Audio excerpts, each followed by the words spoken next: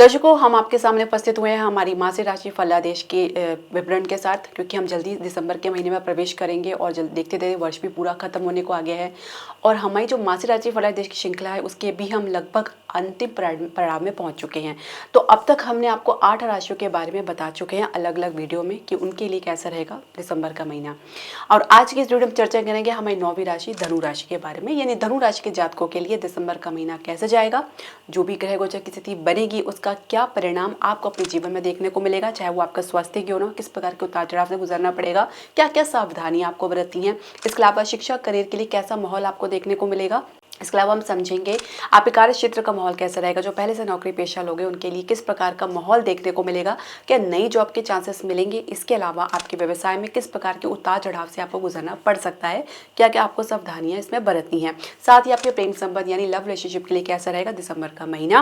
विवाहित दंपति के लिए भी हम समझाएंगे किस प्रकार का महीना जाएगा, क्या संतान प्राप्ति का कुछ योग बनेगा, तो ये भी हम समझेंगे पूरे विवरण के साथ। तो हरे कृष्ण दर्शकों, वैदिक एस्ट्रो केंद्र में आपका स्वागत है। मैं ज्योतिष आचार्य पूजा। तो जैसे मैं बता रही थी कि आज के हम वीडियो में हम चर्चा करेंगे हमारी 9वीं राशि धनु राशि के बारे में। तो धनु राशि के जातकों के लिए दिसंबर का महीना कैसे रहेगा, तो आप अपनी जन्म राशि या लगन के अनुसार देख सकते हैं। जो ग्रह गोचर की स्थिति बनने जा रही है वो इस प्रकार है। लगन में शुक्र गोचर कर रहे हैं और आपके जो तृतीय भाव में कुंभ राशि में शनि गोचर कर रहे हैं। राहु आपके चतुर्थ भाव में मीन राशि में गोचर कर रहे हैं। उनके ठीक विपरीत भाव में यानी दशम भाव में केतु कन्या राशि में गोचर कर रहे हैं। लग्नेश आपके बृहस्पति छठे भाव में वृषभ राशि में गोचर कर रहे हैं। यहाँ पे आपकी जो लग्नेश बृहस्पति है वक्री अवस्था में है। मंगल आपके अष्टम भाव में कर्क राशि में गोचर कर रहे हैं। यहाँ पे मंगल जो है नीच अवस्था में है। इसके अलावा सूर्य बुध गोचर करेंगे आपके द्वादश भाव में। चंद्रमा भी अपने जो ट्रांजिट है अपने गोचर की शुरुआत यहीं से करने जा रही है वृश्चिक राशि में। अब आप कुछ परिवर्तन भी देखेंगे, जैसे कि 2 दिसंबर को जो शुक्र है वो आपके द्वितीय भाव मकर राशि में प्रवेश कर जाएंगे। 7 दिसंबर को मंगल आपके अष्टम भाव में रहते हुए वक्री अवस्था में आ जाएंगे। सूर्य 13 दिसंबर को राशि परिवर्तन करके धनु राशि यानी आपके लगन में प्रवेश कर जाएंगे। बुध 16 दिसंबर को मार्गी हो जाएंगे आपके द्वादश भाव में वृश्चिक राशि में गोचर करते हुए। इसके अलावा 28 दिसंबर को शुक्र पुनः राशि परिवर्तन करेंगे और तृतीय भाव में प्रवेश कर जाएंगे। यहाँ पे ये शनि के साथ जो है युति बनाएंगे। तो ये कुछ आप परिवर्तन देखेंगे दिसंबर के महीने में, और ये आपके जीवन में किस प्रकार का प्रभाव डालेंगे उससे पहले हम आपको विवरण दें, आपसे एक निवेदन करना चाहेंगे कि आप हमारे चैनल को सब्सक्राइब करें, बेल नोटिफिकेशन जरूर प्रेस करें। इसके अलावा आप हमारे चैनल को सब लाइक और शेयर करना बिल्कुल ना भूलें।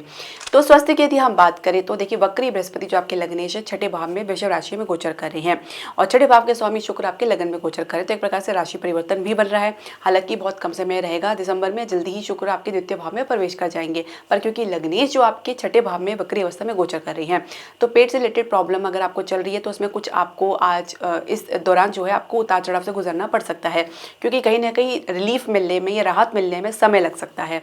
कुछ आप खान पान में लापरवाही देख सकते हैं, कुछ ट्रीटमेंट में या मेडिसिन में कुछ लापरवाही देखी जा सकती है, जिसकी वजह से भी कुछ समस्या आगे के लिए बढ़ सकती है या उसमें उतार चढ़ाव या फ्लक्चुएशन देखा जा सकता है।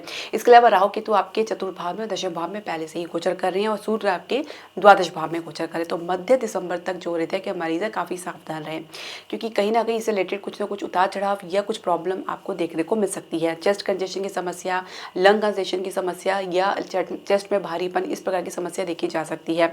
और कुछ समस्या आप अपने मस्तिष्क में ही बना रहे हैं, ओवर थिंकिंग, ओवर स्ट्रेस की वजह से, तनाव की वजह से। तो इससे भी आपको दूर रहना है। कहीं ना कहीं आपका आसपास का माहौल या आपके घर का वातावरण या आपके कार्य क्षेत्र का वातावरण आपकी सोच में, आपके दिमाग में कुछ ना कुछ असर डाल सकता है, जिसकी वजह से आप तनावग्रस्त हो सकते हैं। तो ये भी एक संभावना बनी हुई है। इसके अलावा जैसे मैंने बताया कि कुछ आपको आंखों की समस्या या आंखों से रिलेटेड प्रॉब्लम देखी जा सकती है, इन्फेक्शन की समस्या देखी जा सकती है, शुगर की समस्या, तो काफ़ी सावधान रहें। इसके अलावा जो महिलाएं, उनको महिलाओं से संबंधित समस्या की देखी जा सकती है। साथ ही कुछ हार्मोन में भी कुछ डिसऑर्डर या कुछ हार्मोन से रिलेटेड प्रॉब्लम देखी जा सकती है। तो ये छोटी मोटी समस्या आप देखेंगे, जल्दी आप इससे बाहर भी निकलेंगे।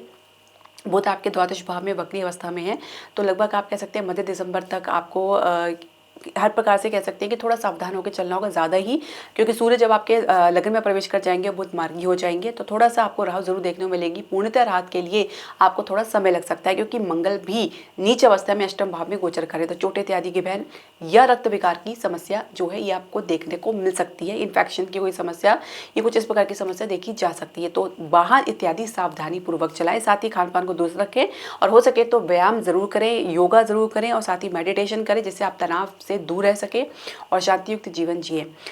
अब हम बात करेंगे आपके शिक्षा और करियर की। तो पंचम भाव के स्वामी मंगल अष्टम भाव में नीच अवस्था में गोचर कर रहे हैं। ये लगभग आप कह सकते हैं 2.5 से 3 महीने तक इसी भाव में उतार चढ़ाव करेंगे, जहाँ पे सप्तम में आएंगे फिर दोबारा अष्टम में आएंगे। तो इस प्रकार का इनकी जो यात्रा रह सकती है आपके सप्तम और अष्टम भाव में मंगल की। अब जब भी मंगल का संबंध अष्टम भाव में होता है, जब उनका अगर आपके पंचमेश है किसी भी भाव के स्वामी है, तो कहीं ना कहीं से संबंधित आपको रुकावट या अवरोध देखने को मिलता है। कुछ टेम्परेरी ब्रेक, अस्थायी ब्रेक आपको देखने को मिल सकता है। जिस फील्ड में आप जा रहे हैं वहाँ पे आप बदल कर कोई दूसरी फील्ड में ज्वाइन कर सकते हैं।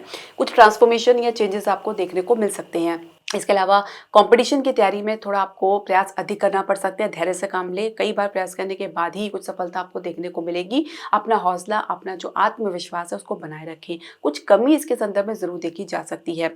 और इसके अलावा अगर हम बात करें कैंपस प्लेसमेंट की, तो बहुत ही ग्राउंडेड रहने की आवश्यकता है। खासकर मध्य दिसंबर के बाद ही कुछ समय आपके लिए बेहतर देखने को मिलेगा, जब सूर्य आपके लगन में आएंगे द्वादश भाव से और बुध आपकी वक्री अवस्था से बाहर आएंगे। तो ये समय काफी बेहतर रहेगा आपके लिए। तो कुछ अच्छी ऑफर या कुछ अच्छी इंटर्नशिप की या कुछ कह सकते हैं अच्छी शुरुआत की आपको संभावनाएं देखने को मिल सकती है। इसके अलावा अगर आप करियर की शुरुआत करने जा रहे हैं, तो बहुत ही आप अपने भीतर एक धैर्य लेकर चलें। कहीं ना कहीं आप अपने आप को अनफिट महसूस कर सकते हैं अपने कार्यक्षेत्र के माहौल में, एटमॉस्फेयर में, क्योंकि केतु आपके दशम भाव में गोचर करें एक सेटिस्फेक्शन की कमी देता है, जिसमें आप जल्दबाजी में कोई निर्णय ले सकते हैं, कोई डिसीजन ले सकते हैं, जिसकी वजह से आप चाहेंगे कि 1 मिनट में आप इसको छोड़ के कहीं और जाएं। तो देखिए, जब भी आप कहीं पे भी जाएंगे, केतु अभी आप इसी भाव में रहेंगे, थोड़ा लंबे समय तक रहेंगे, मई के बाद ही कुछ आपको राहत देखने को मिलेगी।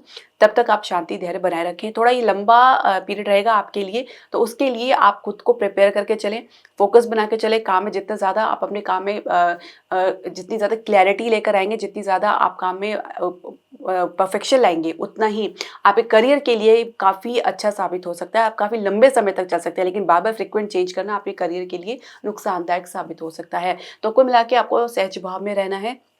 ये भी संभव है कि आप जिस प्रोफाइल में जा रहे हैं, जिस प्रोफाइल में आपका सिलेक्शन हुआ है, तो असल में कुछ और प्रोफाइल आपको देखने को मिले, किसी अन्य फील्ड में आपको काम करने का मौका मिले या काम करने के लिए कहा जाए, तो जो आपके लिए असहज भी रह सकता है। इसके अलावा अगर आप कैंपस प्लेसमेंट के लिए भी प्रयास कर रहे हैं, तो उसमें भी कुछ इस प्रकार के आपको ऑफर मिल सकते हैं जो आपकी फील्ड से थोड़ा डिफरेंट हो। तो ये कुछ आप कह सकते हैं कि कुछ संभावनाएं हैं, कुछ समझौते हैं जो आपको देखने को मिल सकते हैं, कुछ एडजस्टमेंट देखने को मिल सकता है।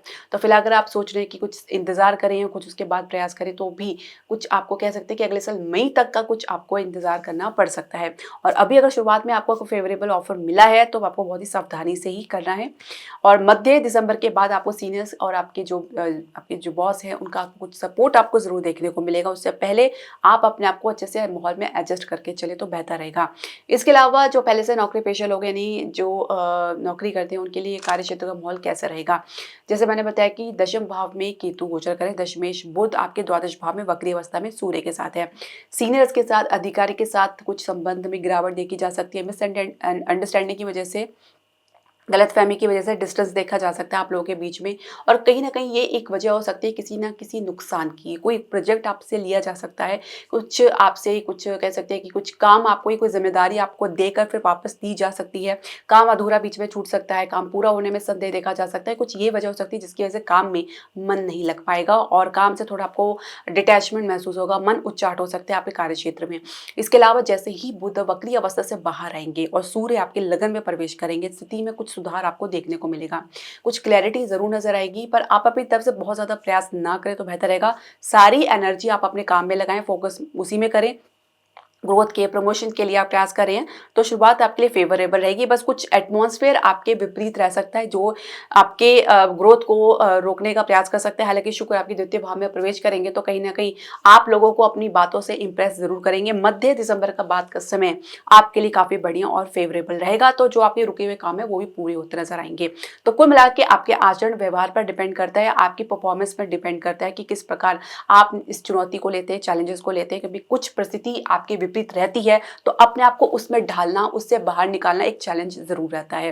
तो ये कभी कभी ग्रह गोचर की स्थिति की वजह से होती है कि बात बनते बनते बिगड़ जाती है। खासकर जब बुध वक्री अवस्था में होते हैं तो एक गलतफहमी ज़रूर देखी जाती है। कम्युनिकेशन गैप देखा जा सकता है जिसकी वजह से बात जो है अटक जाती है लोगों के बीच में और संबंध को भी ये काफ़ी हद तक प्रभावित करती है। तो ऐसे में आपको सावधान रहने की आवश्यकता है क्योंकि दशमेश द्वादश भाव में ही रहेंगे अभी इस महीने, तो आप किसी प्रकार कोई रिस्क ना लें तो बेहतर रहेगा। दूसरी बात ये है कि काम में अच्छी प्रोग्रेस के लिए आपको एक कॉन्संट्रेशन, एक फोकस बना के तो चलना ही पड़ेगा। कुछ नुकसान की भी आशंका बनी हुई है, कुछ लंबी दूरी की यात्रा का भी योग बन सकता है। तो ये आप देख सकते हैं कुछ संभावनाएं आपको मध्य दिसंबर के बाद ही देखने को मिलेगी। जैसे ही बुध आपके जो अगले साल हम कहेंगे कि आपके लगन में प्रवेश करेंगे, तभी आप कुछ राहत आपको देखने को मिलेगी। अब हम बात करेंगे आपके व्यवसाय बिजनेस के लिए कैसा रहेगा दिसंबर का महीना। जैसे भी बात है कि दशमेश और सप्तमेश दोनों ही बुध है आपके द्वादश भाव में वक्री अवस्था में गोचर कर रहे हैं। बार बार डील के लिए प्रयास कर रहे हैं, प्रोजेक्ट के लिए प्रयास करें, खासकर विदेश के लिए प्रयास करें तो बात बनती नजर नहीं आ रही है।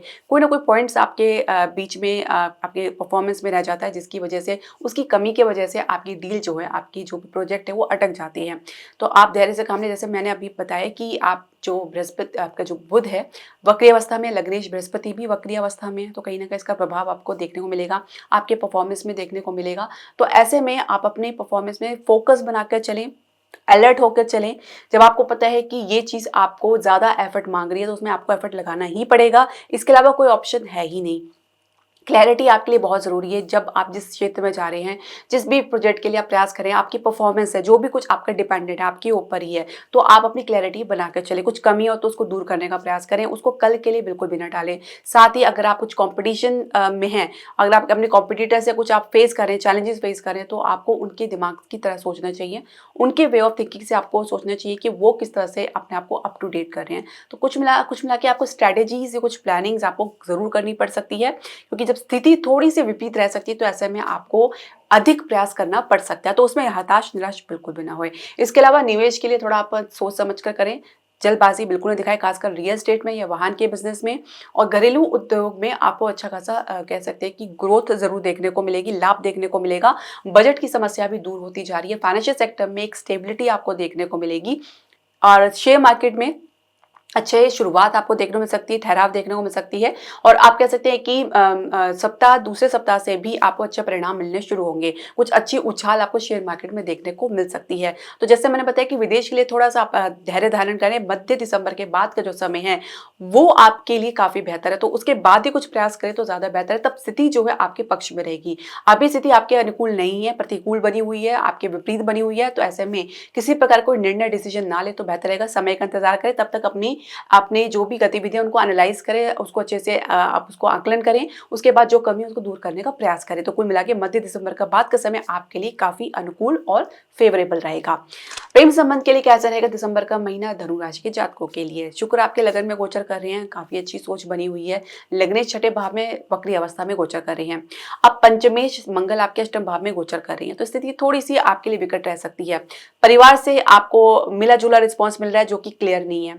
परिवार वाले आपके पक्ष में भी है और आपको ऐसा लगता है कि वो आपके पक्ष में है भी नहीं, आपकी हर बात का विरोध भी कर रहे हैं और आपको सपोर्ट भी कर रहे हैं। तो कुछ इस बात की दुविधा, कंफ्यूजन की स्थिति देखी जा सकती है। इसके अलावा विवाह की चर्चा में थोड़ी सी आपको सावधानी बरतनी है, क्योंकि मध्य दिसंबर के बाद का समय अगर आप करेंगे तो ज़्यादा बेहतर रहेगा। दूसरी बात यह कि आपको कुछ एडजस्टमेंट करना पड़ सकता है, समझौता करना पड़ सकता है, जिसके लिए आप स्वयं को तैयार नहीं समझेंगे। कहीं ना कहीं इसी मुद्दे को लेकर आप अपनी और अपने परिवार के साथ या पार्टनर के साथ कुछ मतभेद या कुछ तर्क वितर्क देख सकते हैं। इसके अलावा विवाह की चर्चा वैसे ही चल रही है तो आप मध्य दिसंबर के बाद ही कुछ इसमें प्रोग्रेस देखने को मिल पाएगी। पर वही बात है कि सूर्य आपके लगन में आने से आपके व्यवहार में कुछ परिवर्तन देखा जा सकता है, जहाँ पे आप अपनी सोच के आगे किसी की सुनना पसंद नहीं करेंगे। ये एक गतिरोध उत्पन्न कर सकता है आपके संबंध को बनाने के लिए, प्रांगण करने के लिए या उसको कंफर्म करने के लिए। तो आपको ये सोचना है कि अगर आप जिनके साथ रिलेशनशिप में जाना चाह रहे हैं, उनके साथ अपने अपने जो विवाह संबंध में बनना चाह रहे हैं, तो उसके लिए आपको कितना एडजस्टमेंट करना पड़ सकता है।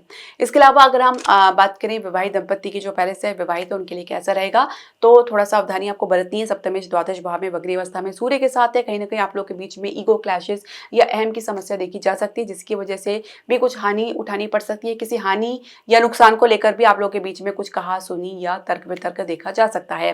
कुछ स्वास्थ्य संबंधी समस्या भी देखी जा सकती है आपके जीवन साथी की। आपके भीतर एडजस्टमेंट की भी थोड़ी कमी देखी जा सकती है। बार-बार एक ही गलती दोहराना, ये कि मुद्दे को बार-बार लेकर आना, ये आपके रिलेशनशिप को खराब कर सकता है, एक तरह से अवरोध उत्पन्न कर सकता है। और जहाँ पे आप एक स्टक महसूस कर सकते हैं, तो इससे बाहर निकलने के लिए एक दूसरे को कोऑपरेट करके चलें, सहयोग करें, सुनने का प्रयास करें और साथ ही आपको परिवार का भी कुछ सपोर्ट देखने को ज़रूर मिलेगा। पर ये भी संभव है कि परिवार के कुछ सदस्य के कारण भी ये आप लोगों के बीच में जो गलतफ़हमी है उसको बढ़ाने का भी काम किया जा सकता है। तो कुल मिला के आपको ये समझना है कि आपको अपने रिलेशनशिप को लेकर आगे कहाँ जाना है, किस प्रकार से आपको इसे प्रोटेक्ट करना है। तो इसके लिए आप अपने जीवन साथी को कॉन्फिडेंट मिलें, क्योंकि बहुत ज़रूरी है। और जो भी आप लोगों के बीच में गलतफ़हमी है मध्य दिसंबर के बाद दूर होती नज़र आ रही है। इसके अलावा अगर आप संतान के लिए प्रयास कर रहे हैं तो संतान में के लिए प्रयास के लिए थोड़ा-सा आपको रुकावट या अवरोध देखने को मिल सकता है। अब काफ़ी कह सकते हैं कि इसमें दिक्कतें आपको देखने को मिल सकती है। एक तो पंचमेश आपके मंगल अष्टम भाव में है, तो इतना आसानी से बात बनने वाली नहीं है। बृहस्पति आपके लग्नेश वक्री अवस्था में छठे भाव में है, तो कुछ मेडिकल ट्रीटमेंट की आवश्यकता पड़ सकती है, जो शुरुआत में बेअसर भी रह सकती है। इसके अलावा आपको इनको मजबूती प्रदान करनी, जो हम ज्योतिषीय प्रामाणिक उपाय वो हम आपको बताने जा रहे हैं, उसे आप ज़रूर करें। सूर्य और बुध जैसे आपके लगन में आएंगे तो थोड़ा-सा आपके भीतर आपके व्यवहार में परिवर्तन देखा जा सकता है। कॉन्फिडेंस में वृद्धि देखी जा सकती है, अपनी बात को कहने में आप सक्षम नज़र आएँगे। संतान से भी आपको कुछ कह सकते हैं कि असंतोष प्राप्त हो सकता है, उनकी गतिविधि की वजह से भी कुछ आप तनावग्रस्त भी हो सकते हैं, इस प्रकार की समस्या देखी जा सकती है। कहीं न कहीं आपके संतान के साथ आपके इमोशंस या उनके इमोशंस सही दिशा में ना होने की वजह से उनके भीतर कुछ फ्रस्ट्रेशन या चिड़चिड़ापन देखा जा सकता है। तो ये कुछ उतार-चढ़ाव से आपको गुज़रना पड़ सकता है। अब उपाय की बात कर लेते हैं। देखिए, सबसे पहले आपको अपने लग्नेश का उपाय ज़रूर करना चाहिए। छठे भाव में है, रोग रिपु ऋण का भाव है, अच्छा भाव नहीं है, ऊपर से वक्री अवस्था है, तो इससे संबंधित जो भी कारक भाव है उससे संबंधित आपको कोई ना कोई समस्या देखने को मिल सकती है। उसके निदान में भी थोड़ा समय लग सकता है, क्योंकि जब ग्रह वक्री अवस्था में आते हैं तो इनका जो परफॉर्मेंस बहुत स्लो हो जाती है, तो आपको उसका रिजल्ट भी स्लो देखने को मिलता है। बृहस्पति के लिए आपको प्रत्येक बृहस्पतिवार को केले की जड़ का पूजन करना चाहिए। केला बिल्कुल भी नहीं खाना है। पीले वस्त्र धारण करें और पीली वस्तु का दान कर सकते हैं। हो सके तो विष्णु सहस्त्रनाम का पाठ करें। गाय को भिगी हुई चना की दाल और गुड़ खिला सकते हैं। यदि गाय उपलब्ध नहीं है तो आप ये चने की दाल और गुड़ आप मंदिर में दान कर सकते हैं। इसके अलावा आप अपने सप्तमेश का भी उपाय ज़रूर करें, क्योंकि द्वादश भाव में गोचर कर रहे हैं। तो ये इसके लिए आप हो सके तो आप गणपति जी का नित्य जाप करें। ओम श्री गणेशाय नमः का 108 बार जाप करें। साथ ही गणेश जी को प्रत्येक बुधवार को दूर्वा घास अर्पित कर सकते हैं, गाय की सेवा कर सकते हैं। गाय को प्रत्येक बुधवार को आप हरा चारा भी खिला सकते हैं। ये उपाय आपको बिना रोक-टोक किए, बिना सोचे-समझे आपको ज़रूर करना है। ये सोच के कि आपको 1 दिन करना है, 2 दिन करना नहीं, आपको जितना कंटिन्यू कर सके हो आपके लिए उतना ही अच्छा है। और सेवा, दान और जाप कभी निष्फल नहीं जाते, इसका आपको फल ज़रूर देखने को मिलता है, लेकिन निस्वार्थ भाव से करेंगे तो ज़्यादा बेहतर रहेगा। क्योंकि आपका फ़र्ज़, आपका कर्तव्य भी बनता है आपके आपके आसपास के लोगों के साथ, जीवों के साथ, क्योंकि एक हम ऋण लेकर पैदा होते इस धरती पे आते हैं, जिसमें हम सबके प्रति अपना जो भी ऋण है उसको हम पूर्ति करते हैं, उसको अदा करते हैं। तो यही बेहतर रहेगा कि आप ये उपाय को श्रद्धा, विश्वास के साथ कंटिन्यू करते रहें और आपको इसका प्रभाव ज़रूर देखने को मिलेगा। इसके अलावा दर्शकों, आपके जो भी प्रश्न, सजेशन या क्वेरी है, आप हमारे कमेंट बॉक्स में ज़रूर डालें। हरे कृष्णा।